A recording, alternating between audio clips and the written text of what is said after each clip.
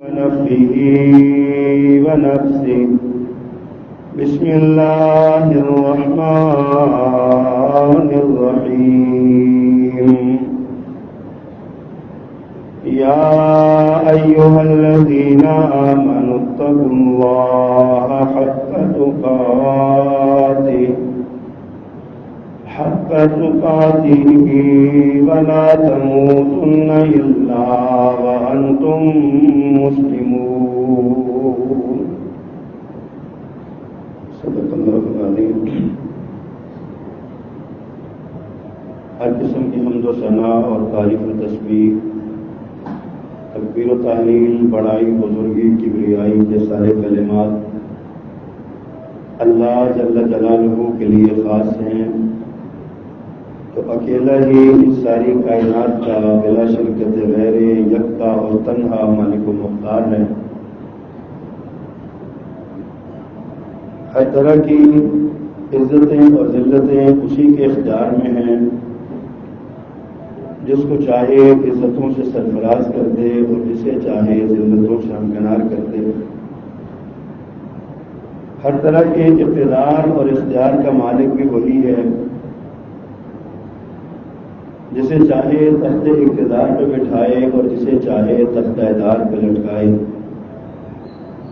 کون ہے جو اس کے سامنے اس کی مرضی اور منشا کے بغیر دم مارنے کی بھی ضرورت رکھتا ہو؟ لہذا ہر طرح کی حاجات، مناجات، دعائیں، التجائیں، ندائیں اور پکاریں اسی اللہ کے لیے خاص ہونی چاہیے. اور درود و سلام سید الاولین والآخرین، امام المرسلین، سیدنا محمد کریم علیہ التحیۃ والتسلیم، صلی اللہ علیہ وآلہ وصحبہ وبارک وسلم کی ذات والا صفات کے لیے مختصر کلمات حمد و صلات کے بعد گزشتہ خطبہ جمعہ میں اسی آیت کے تناظر میں اور رمضان المبارک کی آمد کے سلسلے میں یہ گوش گزار کیا تھا کہ روزے کا مقصد حصول تقویٰ ہے، اور اسلام کے اندر جتنی بھی عبادات فرض ہیں ان سب عبادات کا خلاصہ اور لب لباب تقویٰ ہے. تقویٰ ایک ایسا عمل اور ایسی صفت ہے کہ اللہ سبحانہ و تعالیٰ نے اس صفت سے متصف ہونے کے لیے اپنے نبی کو حکم دیا، یا ایھا النبی اتق اللہ، اے نبی اللہ کا تقویٰ اختیار کرو. اور اہل ایمان کو بھی یہی حکم دیا، یا ایھا الذین آمنوا اتقوا اللہ، اے ایمان والو اللہ سے ڈرو. اور پھر اہل ایمان کی تخصیص کے بعد پوری بنی نوع انسان کو، آدم علیہ السلام کے سارے بیٹوں کو، تمام انسانوں کو اللہ سبحانہ و تعالیٰ نے اسی تقویٰ کے اختیار کرنے کا حکم دیا. فرمایا یا ایھا الناس اتقوا ربکم الذی خلقکم والذین من قبلکم، اے ایمان والو، اے لوگو اللہ کا تقویٰ اختیار کرو، اپنے پروردگار سے ڈرو. تو اللہ کے قرآن اور پیارے پیغمبر صلی اللہ علیہ وسلم کے فرمودات میں یہ عرض کیا تھا کہ عزت کا معیار تقویٰ ہے، بہترین زادہ راہ انسان کا وہ تقویٰ ہے، معاشرتی عدل کی بنیاد تقویٰ ہے.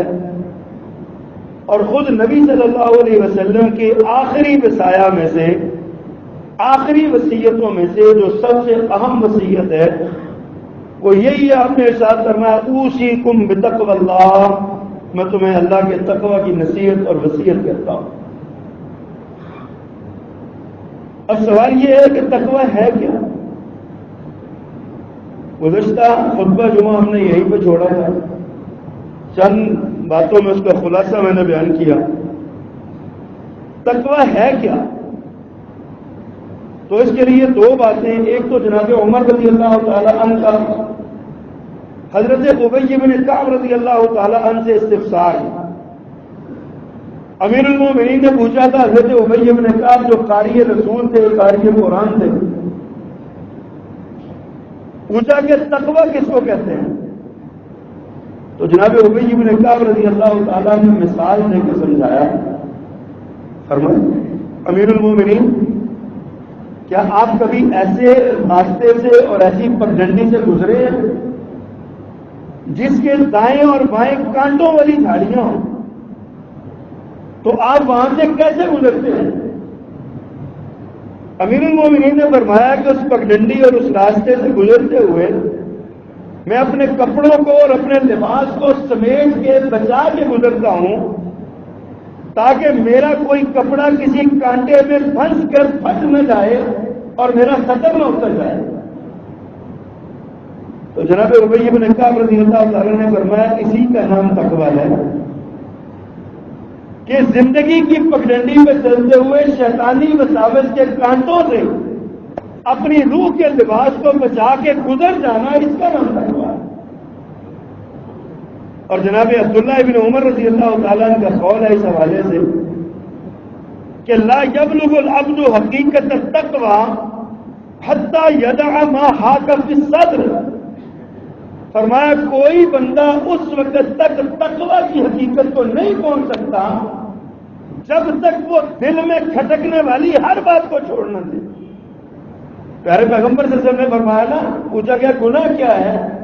فرمایا الاسم ما حاک فی صدری کا، گناہ اس کو کہتے ہیں جو تمہارے دل میں کھٹکا پیدا کرے، تم اس بات سے ڈرو کہ لوگوں کو اس سے کس کی خبر نہیں ہونی چاہیے، یا کم از کم تمہارے دل میں یہ بات موجود ہو کہ اگر میں نے یہ کام کیا تو ہے تو یہ غلطی نا، چاہے میں کرتا ہی ہوں لیکن ہے تو غلطی۔ اس کو کہتے ہیں دل میں کھٹکنا، جو کام دل میں کھٹکا پیدا کرے اس کا نام ہے گناہ۔ اور تقوی کی حقیقت اس وقت تک بندہ نہیں پا سکتا جب تک کہ وہ ہر اس چیز کو چھوڑ نہ دے تو دل میں کھٹکا پیدا کرتی ہے۔ جناب عبداللہ ابن عمر رضی اللہ تعالیٰ کا یہی قول ہے۔ اور اگر ہم اپنے اعمال اور اپنے معاملات کو دیکھیں تو روزمرہ کی زندگی میں ہمیں اس بات کا علم ہونا چاہیے، پتہ ہونا چاہیے، ہمیں اس بات کا اندازہ اور ادراک ہونا چاہیے کہ ہم جو کام کر رہے ہیں کیا یہ کام گناہ کا ہے یا ثواب کا ہے۔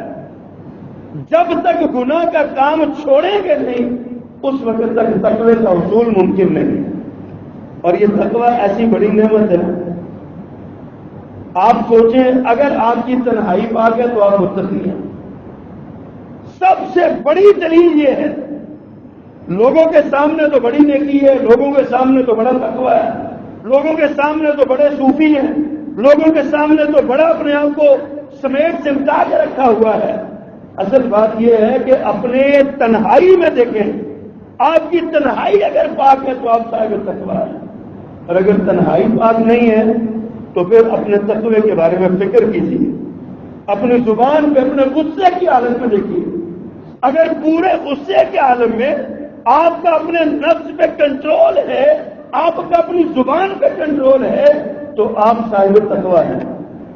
اور اگر غصے کی حالت میں آپ کی زبان لغو اور یاوا کوئی بولتی ہے، یاوا کوئی کرتی ہے، لغو بولتی ہے، گالیاں دیتی ہے، تو پھر آپ سمجھ لیجئے کہ آپ تقوی سے خالی ہیں۔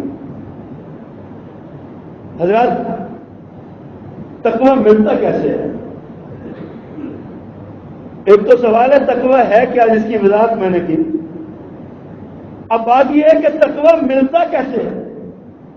قرآن مجید نے اس کا بھی حل بتایا ہے، فرمایا وَأَنَّ هَذَا صِرَاطِي مُسْتَقِيمًا فَاتَّبِعُوهُ، اللہ فرماتے ہیں یہ میرا سیدھا راستہ ہے، تم اس کی اتباع کرو۔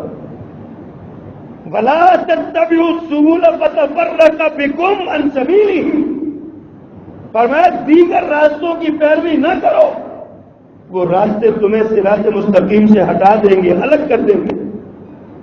ذَلِكُمْ وَصَّاكُمْ بِهِ، فرمایا یہ احکامات ہیں جن کی وصیت تمہیں دی جاتی ہے لعلکم تتقون، تاکہ تم متقی بن جاؤ۔ متقی بننے کا فارمولہ اللہ تعالیٰ نے بتایا فرمایا ذالکم وصاکم بہ، اس بات کی تمہیں وصیت کی جاتی ہے، یہ احکامات ہیں جو تمہیں سمجھائے جاتے ہیں، کیا کہ صراط مستقیم پہ گامزن رہو۔ صراط مستقیم پر عمل کے ذریعے تقویٰ ملتا ہے، صراط مستقیم سے ہٹ جاؤ گے تو تقویٰ نہیں ملے گا، چاہے جتنا جی چاہتا ہے صوفی بن کے بیٹھے ہیں۔ ایک مثال دیتا ہوں، ایک شخص اپنے آپ کو دنیا سے بیگانہ کر کے کسی جنگل میں کٹیا بنا لیتا ہے اور جنگل میں رہتا ہے، اصطلاح میں اس کو کہتے ہیں رہبانیت اختیار کرنا۔ دنیا سے بیگانہ ہو کر وہ یہ سمجھے کہ میں نفل پڑھتا ہوں، نوافل پڑھتا ہوں، بیوی کا حق پامال ہے، بچوں کا حق پامال ہے، ماں باپ کا حق پامال ہے، عزیز و اقارب کا حق پامال ہے، جسم کا حق پامال ہے، اتنے حقوق کو پامال کر کے وہ کہتا ہے کہ میں جنگل میں جا کے عبادت کر کے تقویٰ حاصل کر لوں گا، تو صریحاً یہ جھوٹ ہے، اس سے تقویٰ صراط مستقیم پر نہیں ہے۔ صراط مستقیم نام ہے پیارے پیغمبر صلی اللہ علیہ وسلم کی سیرت پر عمل کرنے کا، اور پیارے پیغمبر صلی اللہ علیہ وسلم کی سیرت یہ ہے کہ آپ نے دنیا میں رہ کے دنیا کو چھوڑ کے دکھایا ہے۔ دنیا کو چھوڑ کے الگ ہو کے جنگلوں میں نکل کے دنیا کو چھوڑنا کیا کمال ہے؟ دنیا میں رہ کے لاکھوں روپیہ قدموں میں پڑا ہوا ہے، میرے آقا آنکھ اٹھا کے نہیں دے، اور یہی کام آپ کے اصحاب نے کیا۔ جناب ابوبکر صدیق رضی اللہ تعالیٰ نے کتنے پیسے خرچ کیے؟ میں پہلے بھی کئی بار یہ عرض کر چکا، نبوت کے یہ جو آپ کی نبوت کے 23 برس ہے نا، ان 23 سالوں میں جناب صدیق اکبر نے موجودہ کرنسی کے اعتبار سے کم و بیش 4 کروڑ روپیہ خرچ کیا، 4 کروڑ روپیہ اللہ کے راستے میں خرچ کیا۔ آپ اندازہ کر لیں کہ ان کے پاس اتنے پیسے تھے تو انہوں نے خرچ کیا نا، لیکن جناب صدیق اکبر نے آنکھ اٹھا کر دولت کی طرف نہیں دیکھا۔ جناب عثمان غنی مدینہ منورہ میں کتنا سے مدینہ منورہ ہوگا اس وقت آپ کو اندازہ ہوگا؟ موجودہ مسجد نبی کی جو حدود ہے نا چاروں طرف، ان کے بارے میں کہا جاتا ہے کہ یہ اتنا سا مدینہ منورہ تھا۔ اس مدینہ منورہ میں 150 سے زیادہ گودام تھے جناب عثمان غنی رضی اللہ تعالیٰ نے، اور بڑے بڑے گودام تھے، ہزاروں غلام تھے، خریدے ہوئے غلام، ملازم نہیں تھے، خریدے ہوئے غلام تھے، لیکن دولت کو، دنیا کو اپنے دل میں نہیں بسایا۔ کہتے نا دنیا عاشق ہوئی بڑی چھوٹی، پیسہ ان کی باندھی تھا، قدموں میں ڈھیر لگا رہتا تھا، لیکن خشیت و تقویٰ کا عالم یہ تھا کہ اللہ نے اپنے نبی صلی اللہ علیہ وسلم کی زبان سے یہ کہلوایا، ما ضر عثمان ما عمل بعد اليوم، آج کے بعد عثمان کوئی کام نہ بھی کرے گا تو کوئی نقصان نہیں ہے۔ دولت قدموں میں پڑی ہوئی ہے، اس کا نام تقویٰ ہے۔ دنیا میں رہ کے دنیا کو چھوڑنا، اس کا نام تقویٰ ہے۔ اللہ اکبر۔ شیخ سعدی رحمۃ اللہ علیہ نے ذالکم وصاکم کی تفسیر میں یہ بات لکھی ہے کہ جب اللہ کی بیان کردہ بات کو اپنے علم اور عمل میں لے آؤ گے تو اللہ کے متقی بندے بن جاؤ گے اور فلاح پانے والے بندے بن جاؤ گے۔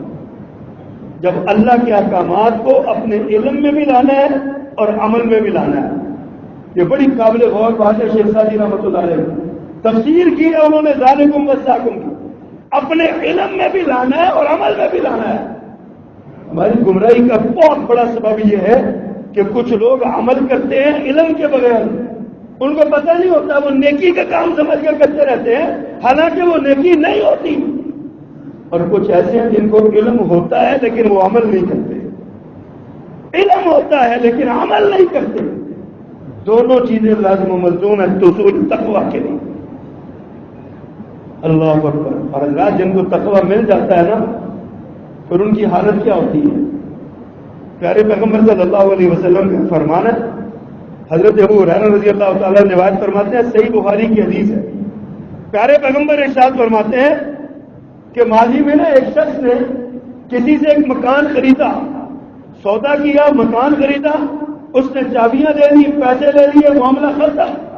اب یہ شخص اس گھر میں گیا اپنی کسی ضرورت کے تحت اس کو دوبارہ بنانے کے لیے یا کسی اور وجہ سے اس کو کھوتا تو اس میں سے ایک سونے کا گڑا نکل رہا ہے، سونے کا جواہرات سے بھرا ہوا۔ پرانے دور میں یہی ہوتا تھا، پیسے لوگ اپنے گھروں میں زمین میں گڑھے کھود کے دبا دیا کرتے تھے، نکل آئے۔ اب یہ آدمی اس نے کیا کیا کہ وہ گھڑا اٹھایا اور بیچنے والے کے پاس چلا گیا، جا کے کہتا ہے جناب یہ آپ کے گھر میں سے جو میں نے خریدا نا اس کی زمین میں سے نکلا ہے، میں نے مکان خریدا تھا، یہ نہیں خریدا، آپ یہ واپس لے لیں۔ اور وہ آگے سے کہتا ہے جناب میں نے آپ کو مکان اور مکان کی جملہ اشیاء بیچی ہے، یہ میرا نہیں اب آپ کا ہے، کس بات آپ کی ہے؟ دونوں اس بات پہ لڑ رہے ہیں، وہ کہتا ہے میں نے نہیں لینا، وہ کہتا ہے میں نے نہیں لینا۔ اور وہ ہمارے جیسا متقی ہوتا ہے اور اس کو نکل آتا اس کو، اور اس نے اپنی اولاد کو بھی منع کر دینا، بس باہر نہیں بتانا، ہوا نہ کسی کو لگنے دینا کہ یہ ہم متقی ہیں نا، ہم سب اول کا نمازی ہوتا ہے، اللہ انشاءاللہ سب اول کا نمازی، اور اس کا بھی یہی حال ہوگا۔ اللہ اکبر کبیرہ۔ بس دونوں میں جھگڑا ہوا، جھگڑا عدالت میں گیا، قاضی کے پاس گیا، قاضی سر پکڑ کے بیٹھ گیا کہ یہ کیا مسئلہ ہے کیا؟ حضرات یہ دونوں صاحب تقویٰ تھے، دونوں کے دل تقویٰ سے بھرے ہوئے۔ صحیح بخاری کی روایت ہے، پیارے پیغمبر ارشاد فرماتے ہیں، قاضی نے ان سے پوچھا تو یہ بتاؤ کہ سوچ سوچ کے اس کو سمجھ نہ آئے، وہ کہ میں نے اس سمیت سارا کچھ بیچا ہے، وہ کہ میں نے مکان خریدا، یہ تو نہیں خریدا، یہ لے جائے، اس کا دونوں نے لے رہے۔ اللہ کا ڈر ہے دل میں، خوف ہے۔ قاضی نے سوچ سوچ کے کہا یار یہ بتاؤ تمہاری کو اولاد ہے؟ ایک کہنے لگا جی میرا بیٹا ہے، دوسرا کہنے لگا میری بیٹی ہے۔ قاضی نے فیصلہ دیا انکحوا الغلام الجاریہ، فرمایا اس لڑکے کا اس کی لڑکی سے نکاح کرو، وانفقوا علی انفسہما منہ تصدقا وتصدقا، فرمایا یہ سارے مالو یہ دونوں جو زیور نکلا ہے نا گھڑا سونے کا، یہ ان دونوں کو دے دو اور کچھ اس میں سے صدقہ کر دو۔ کیا خوبصورت فیصلہ دیا۔ یا قاضی ہوتا نا، قاضی ہمارے جیسا، تو وہ چاہے ڈیم کے بنے کے نام پہ لے جاتا کہ مجھے دے دو میں ڈیم بنا دوں گا۔ حضرت سوچیے ذرا ہم کدھر کو جا رہے ہیں۔ اس کو تقویٰ کہتے ہیں، جس کو کھول کے دیکھتے ہیں نا وہ انتہائی گھٹیا انسان نکلتا ہے۔ اسلام تقویٰ سکھاتا ہے، روزہ تقویٰ سکھاتا ہے۔ ہم روزے بھی رکھتے ہیں اور ہمارے اندر تقویٰ بھی نہیں آتا۔ دیکھیے یہ کتنا پیارا کتنا بڑا واقعہ ہے، اللہ اکبر، اور کتنا معروف وہ واقعہ ہے، سارے جانتے ہیں۔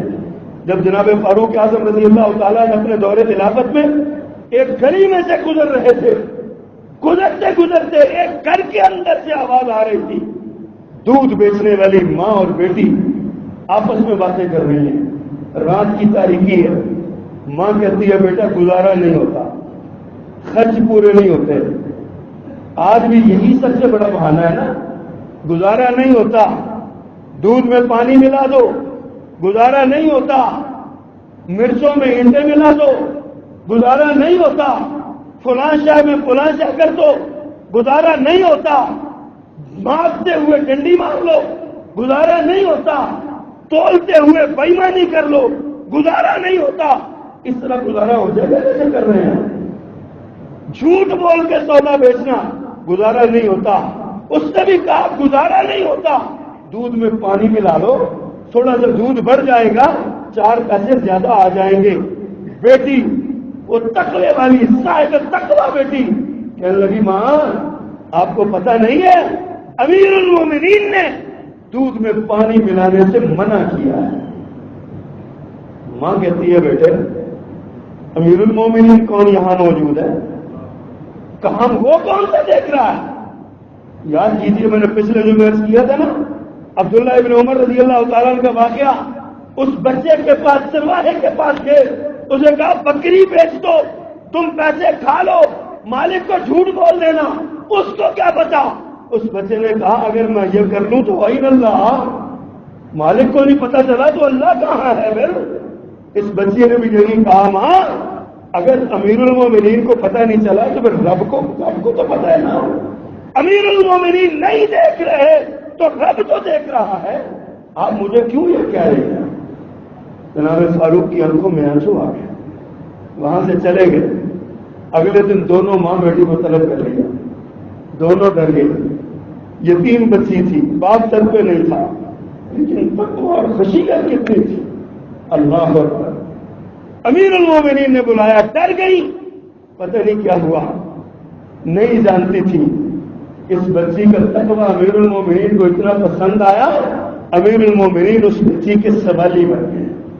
کہا ماں اس بیٹی کو میری بہو بنا دے، یہ بیٹی میری بہو بنا دے۔ عمر کا گھر ایسے ہی صاحب تقویٰ خواتین سے سجنا چاہیے۔ آج ہم اپنی بچوں کے رشتے تلاش کرنے جاتے ہیں، کبھی ہم نے بھی بچی کے تقوی کو آزمایا؟ کبھی ہم نے بھی اس کے تقوی کو دیکھا کہ اس کے اندر تقویٰ کتنا ہے؟ یہ نماز پڑھتی ہے کہ نہیں پڑھتی؟ اس کا معیار کیا ہے؟ ہم نے کبھی نہیں دیکھا۔ ہمیں ضرورت نہیں نا، تقوی کی ضرورت نہیں۔ جن کو ضرورت ہے وہ ہیرے اس طرح تلاش کر کے لے جاتے ہیں اور اپنے گھر کی زینت بناتے ہیں۔ اللہ، یہی وہ بچی تھی جس کی اولاد سے پھر عمر بن عبد العزیز پیدا ہوئے تھے رحمہ اللہ، یہی وہ بچی تھی۔ حضرات سوچئے ذرا، غور کیجیے، تاریخ کے اندر، تاریخ کی کتابوں میں، یہ ماضی قریب میں بڑا تاریخ کی کتابوں میں یہ واقعہ لکھا ہوا ہے۔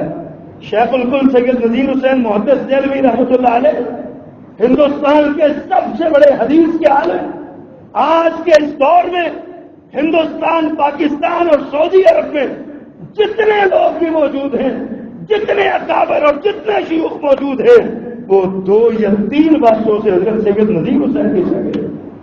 ان کے مدرسے میں ایک بچہ پڑھا کرتا تھا۔ رواج یہ ہوتا تھا، آج کل تو مدارس میں بھی مس بن گئے نا، اپنے کچن بن کے کھانا وہیں بنتا ہے، وہیں سے کھایا جاتا ہے۔ اس وقت لوگوں نے اپنے گھروں میں کھانے لگائے ہوتے تھے۔ یہ بچہ کسی کے گھر میں کھانے کے لیے جایا کرتا تھا۔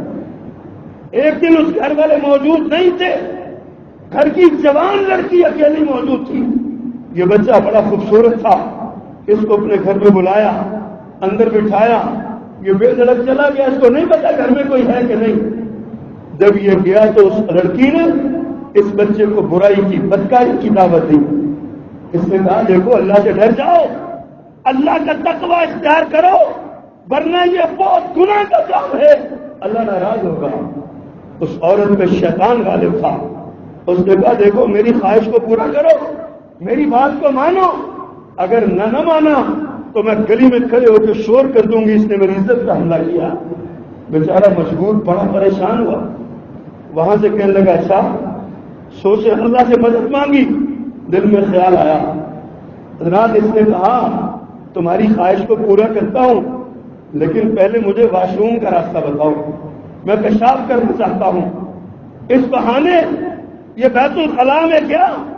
اس وقت بیت الخلاء کو ہماری طرح کی آج کل کی طرح نہیں ہوتے تھے، وہاں پہ پڑی ہوئی گندگی اٹھائی اور اپنے جسم پہ مل لی، اپنے کپڑوں پہ مل لی، گندگی ملا ہوا یہ تقوی کا بیکر نوجوان جب یہ باہر نکلا، بدبو آئی تو اس لڑکی نے نفرت کرتے ہوئے دھکے دے کے نکال دیا۔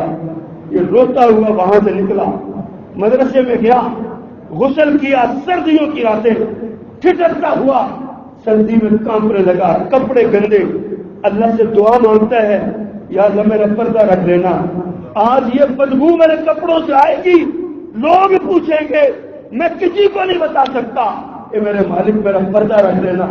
اللہ سے دعا مانگتا رہا۔ حضرت نے جب یہ بیٹھے نا تو اس میں سے اس کے کپڑوں میں سے خوشبو آئی، یہ کپ کپا رہا سردی سے۔ حضرت سید نذیر حسین نے پوچھا کیا مسئلہ ہے؟ پہلے بتایا نہیں، پھر وعدہ لیا کسی کو بتائیے گا نہیں، ساری کہانی سنائی۔ حضرات اس ٹھنڈے پانی سے نمونیا ہوا، بچہ فوت ہو گیا، قبر میں اتارا گیا، اس کی قبر سے خوشبو کا ایسا پھبکا اٹھا، ایسی زبردست خوشبو آئی، دنیا حیران رہ گئی، یہ خوشبو کہاں سے آئی؟ لوگوں نے حضرت سے پوچھا، حضرت کی آنکھوں میں آنسو آ گئے، کہتے ہیں میرا یہ تقوی کا بہتر شاگرد تھا، اس نے خود کو برائی سے بچانے کے لیے گندگی سے اپنے آپ کو لٹڑا تھا، یہ تقوی کا بہتر تھا، اللہ نے اس کو صلاحیت دیا، اس کی قبر کسی بھی خوشبو میں اٹھا دی ہے۔ اس کی قبر میں لوگوں یہ تقویٰ ہے، تقویٰ اس کو تقویٰ کہتے ہیں، اس کا نام تقویٰ ہے۔ اللہ اکبر۔ اور پھر تقویٰ ایسی نعمت ہے، ایسی صفت ہے، ایسا اعزاز ہے جس کو یہ مل گیا، اور رمضان میں یہ ملنا بہت آسان ہو جاتا ہے۔ عام دنوں میں تقویٰ اختیار کرنا بڑا مشکل ہے لوگوں، لیکن رمضان میں یہ بہت آسان ہو جاتا ہے۔ اس تقوی کے حصول کے لیے ابھی سے کمر کس لیجیے۔ جس کو تقوی مل گیا اس کو دو طرح کے فائدے ہوں گے، ایک دنیا کا فائدہ اور ایک آخرت کا فائدہ۔ دنیا کا فائدہ کیا ہے؟ فرمایا وَمَن يَتَّقِ اللَّهَ يَجْعَل لَّهُ مَخْرَجًا وَيَرْزُقْهُ مِنْ حَيْثُ لَا يَحْتَسِبُ۔ جو اللہ کا تقوی اختیار کر لے اللہ اسے ساری مشکلوں سے نکال دے گا اور رزق وہاں سے دے گا جہاں سے اس کے گمان میں بھی نہیں ہوگا۔ تقوی اختیار کیجیے، رزق کے مسائل اللہ پہ چھوڑ دیجیے۔ وَمَا مِن دَابَّةٍ فِي الْأَرْضِ إِلَّا عَلَى اللَّهِ رِزْقُهَا۔ اللہ نے وعدہ فرمایا ہے، اللہ نے گارنٹی دی ہے، اللہ نے ذمہ داری لی ہے کہ تم میں رول ارضی پہ بسنے والے ہر جاندار کے رزق کا ذمہ دار، رزق کا ذمہ اللہ پہ چھوڑیے، آپ تقوی اختیار کیجیے۔ وَيَرْزُقْهُ مِنْ حَيْثُ لَا يَحْتَسِبُ۔ فرمایا رزق وہاں سے ملے گا جہاں سے تمہیں گمان میں بھی نہیں ہوگا۔ دوسرے مقام پہ اللہ فرماتے ہیں یہ دنیا کے فائدے ہیں لوگوں، دنیا کے فائدے۔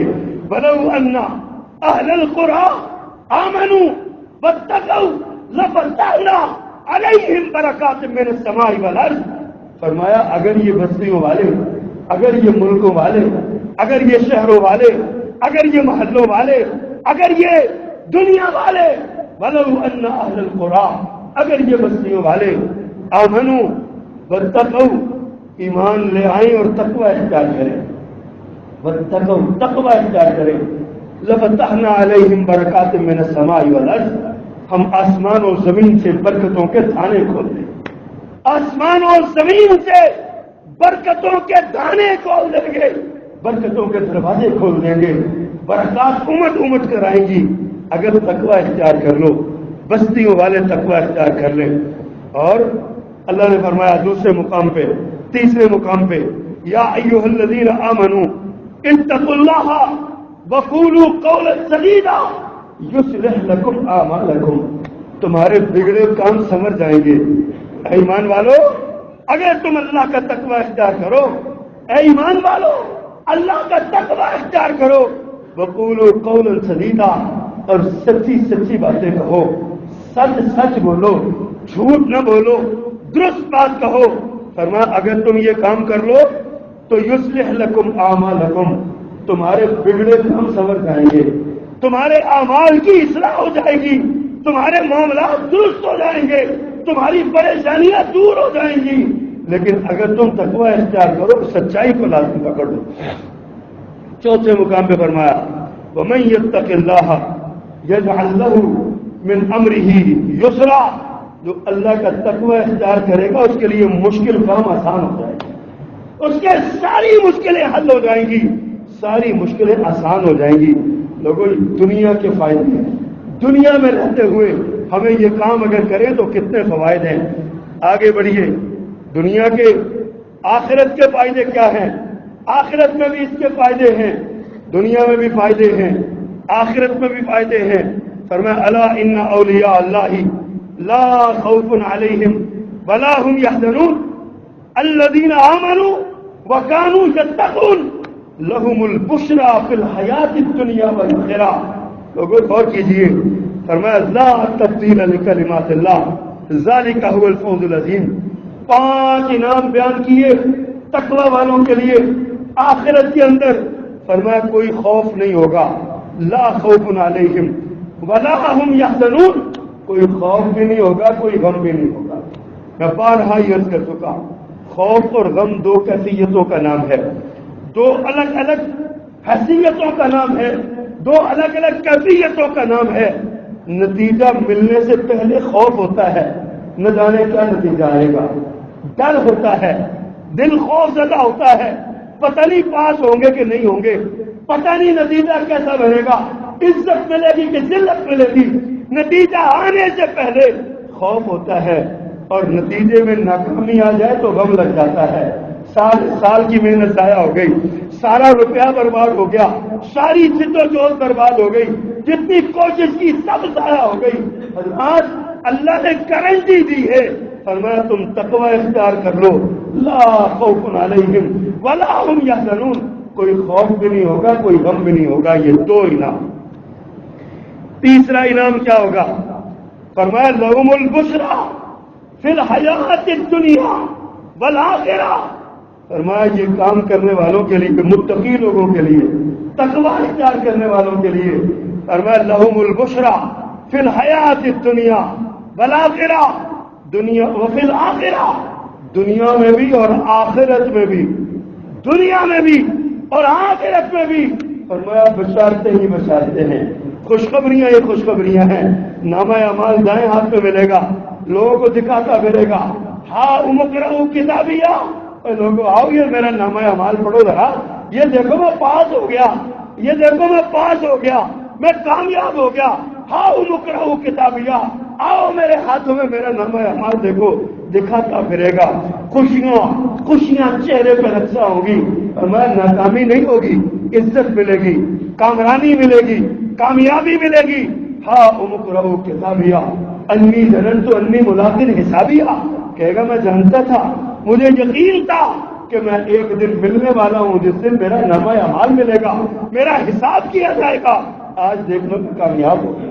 یہ دیکھو لہم البشریٰ فی الحیات الدنیا وفی الآخرہ, دنیا میں بھی کامیابیاں بشارتیں, آخرت میں بھی بشارتیں. اللہ اکبر.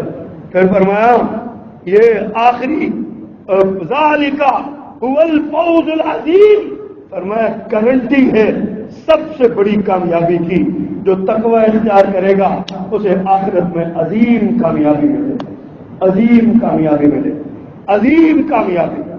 عظیم کامیابی کیا ہے؟ اللہ کی رضا مل جائے گی, جنت کا دروازہ کھل جائے گا, پیارے پیغمبر کی مرضیت اور ساتھ مل جائے گا, اور اللہ سبحانہ و تعالیٰ کا دیدار مل جائے گا. سب سے بڑی کامیابی. ہمیں تو دنیا میں پتہ ہی نہیں ہے نا, جو ترستے رہے. جناب موسیٰ علیہ السلام کی طرف دیکھیے, ترلے کرتے ہیں, اللہ مجھے دکھا اپنا, میں تیرا چہرہ دیکھنا چاہتا ہوں, میں تیرا چہرہ دیکھنا چاہتا ہوں. مالک نے فرمایا موسیٰ ابھی نہیں, ابھی تو نہیں دیکھ سکتا میرا چہرہ, ابھی تیرے اندر وہ طاقت اور طاقت نہیں ہے.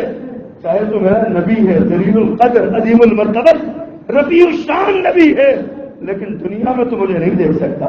موسیٰ علیہ السلام نے ضد کی, نہیں میں دیکھنا چاہتا ہوں. اللہ نے فرمایا چلو ٹھیک ہے, یہ پہاڑ دیکھو, اس پہاڑ پہ میں اپنی ایک تجلی ڈالتا ہوں, ایک نور کی ایک تجلی چھوٹی سی ڈالتا ہوں. اگر یہ پہاڑ برداشت کر گیا تو تم مجھے دیکھ لو. پہاڑ پہ وہ تجلی پڑی, پہاڑ ریزہ ریزہ ہو گیا, پہاڑ ریزہ ریزہ ہو گیا. جناب موسیٰ علیہ السلام بے ہوش ہو گئے. وخر موسیٰ صعقا, موسیٰ علیہ السلام خوف سے بے ہوش ہو گئے, اٹھے, اللہ سے توبہ کی. لوگوں جس کو انبیاء نہ دیکھ سکے, سیدہ عائشہ رضی اللہ تعالیٰ عنہ سے کسی نے پوچھا, ام المومنین اللہ کے رسول صلی اللہ علیہ وسلم نے اللہ کو دیکھا سفر معراج میں؟ فرمایا وہ شخص جھوٹ بولتا ہے جو کہتا ہے کہ پیارے پیغمبر نے اللہ کا دیدار کیا. دنیا میں اللہ کا دیدار نہیں ہوتا, لیکن حضرات یہی اللہ سبحانہ و تعالی جس کو دنیا میں کوئی دیکھ نہیں سکا, قیامت کا دن جنتی جنت میں چلے جائیں گے, اللہ کا عرش لگے گا, سونے کی کرسیاں, چاندی کی کرسیاں, ہیرے جواہرات سے پرستہ کرسیاں, نور کے ممبر, درجہ بدرجہ لوگ بیٹھے ہیں. میرا مالک عرش پہ جلوہ افروز ہے, اپنے بندوں سے سوال کرے گا, مانگو کیا مانگتے ہو, کچھ اور چاہیے تو مانگو. ارے کہیں کہ مالک کیا مانگے, جو دل میں خواہش کرتے ہیں پوری ہو جاتی ہے. سوال کرنے کو رہ کوئی نہیں گیا, اللہ کی رحمت جوش میں ہے. پھر فرمائیں گے مانگو, کیا مانگتے ہو؟ کہیں گے اللہ کچھ مانگنے کو بچا نہیں ہے, کچھ نہیں مانگنے کو بچا, کیا مانگے؟ اللہ پھر سوال کریں گے, کچھ مانگو, کچھ تو مانگو, کچھ تو سوال کرو. پھر جو دانا لوگ ہوں گے نا وہ کہیں گے اللہ آپ دینا چاہتے ہیں تو خود ہی کچھ عنایت کر دیجیے, خود ہی عنایت کر دیجیے.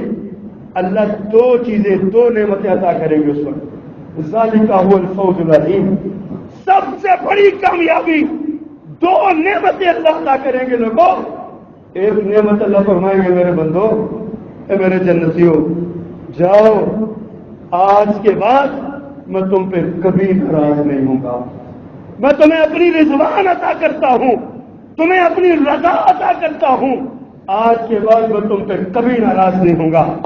اور دوسری نعمت اللہ کیا دیں گے؟ حضرات، اللہ زبانیں چھوٹی ہیں، عمل کے گندے ہیں، لیکن تیری رحمت بڑی وسیع ہے. ہم سوال کرتے ہیں ہمیں ان میں شامل فرما لے. ہمیں جن کو تو یہ نعمت دے گا ہمیں ان میں شامل فرما لے.